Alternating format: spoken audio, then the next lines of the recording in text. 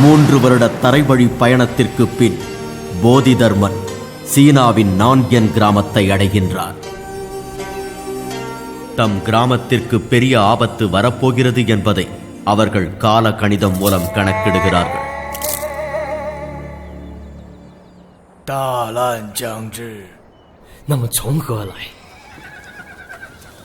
அந்த நேரம் அங்கு வந்த போதிதர்மனை அவர்கள் தீய சக்தியாக நினைத்து விடுகிறார்கள்.